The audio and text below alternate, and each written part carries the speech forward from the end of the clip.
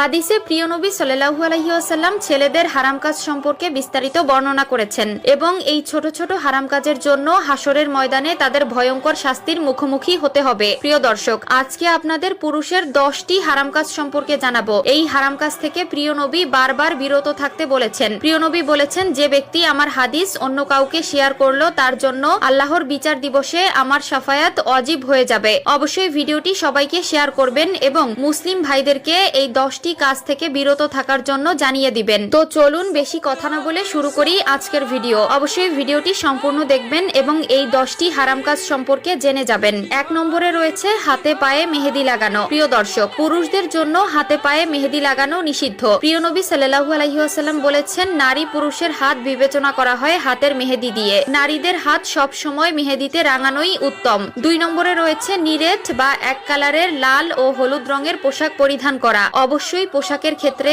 এই বিষয়ে সতর্ক থাকবেন। 3 নম্বরে রয়েছে ফ্যাশনের জন্য নাক কান ফোরানো। আজকাল অনেক ছেলেদেরকে দেখা যায় নাক কান ফোরানোর মাধ্যমে নিজেকে স্মার্ট দাবি করে, যা ইসলামে একদম নিষিদ্ধ ও পুরুষদের জন্য হারাম কাজ। অবশ্যই এ বিষয়ে সতর্ক থাকবেন। 4 নম্বরে রয়েছে প্রাপ্ত বয়স্কদের হাফ প্যান্ট পরা। হাফ প্যান্ট বলতে হাঁটুর উপরের কাপড়কে বোঝানো হয়েছে। 5 নম্বরে রয়েছে চুল দাড়িতে কালো রং করা। প্রিয় দর্শক, আজকাল অনেক পুরুষদেরকে দেখা যায় চুলে দাড়িতে কালার করতে, যা ইসলামে একদম নিষিদ্ধ ও হারাম কাজ। বয়সের সাথে সাথে চুল দাড়ি সাদা হয়ে যাবে, এটাই প্রকৃতির নিয়ম। কিন্তু প্রকৃতির এই নিয়মকে তুচ্ছ করে নিজেকে অন্য রূপে বানানো ইসলামে জায়েজ নয়। অবশ্যই এ বিষয়ে সতর্ক থাকবেন। 6 নম্বরে রয়েছে স্বর্ণ ব্যবহার করা। পুরুষদের জন্য স্বর্ণ ব্যবহার করা জায়েজ নয়। অবশ্যই এ বিষয়ে সতর্ক থাকবেন এবং এই হারাম কাজ থেকে নিজেকে বিরত রাখবেন। 7 নম্বরে রয়েছে টাকনুর নিচে প্যান্ট পরা অথবা জুব্বা পরিধান করা। 8 নম্বরে রয়েছে সিল্কের কাপড় পরিধান করা। প্রিয় দর্শক, আরো একবার বলেছিলাম, পোশাকের ক্ষেত্রে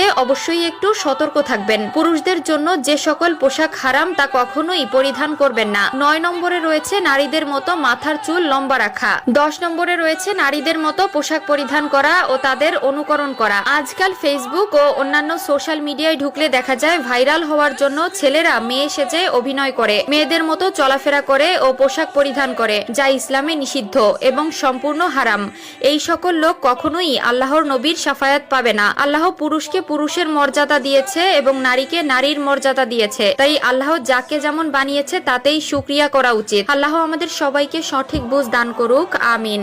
মানুষ ঘুমালে তার আত্মা আকাশে চলে যায় এবং তাকে আল্লাহর আরশের কাছে সিজদা করার জন্য নির্দেশ দেওয়া হয়। যে ব্যক্তি পবিত্র অবস্থায় ঘুমায় তার আত্মা আল্লাহর আরশের কাছেই সিজদা দেয় এবং যে ব্যক্তি অপবিত্র ছিল তার আত্মা আরশ থেকে দূরে সিজদা দেয়। বাইহাকি ইমাম বুখারী এই হাদিসটি তার তারিখুল কাবির গ্রন্থে বর্ণনা করেছেন। মহানবী সাল্লাল্লাহু আলাইহি ওয়াসাল্লাম বলেছেন, যে ব্যক্তি পবিত্র অবস্থায় ঘুমায় তার মাথার কাছে একজন ফেরেশতা রাত যাপন করে এবং ওই ব্যক্তি জাগ্রত হওয়ার পূর্ব পর্যন্ত দোয়া করতে থাকে।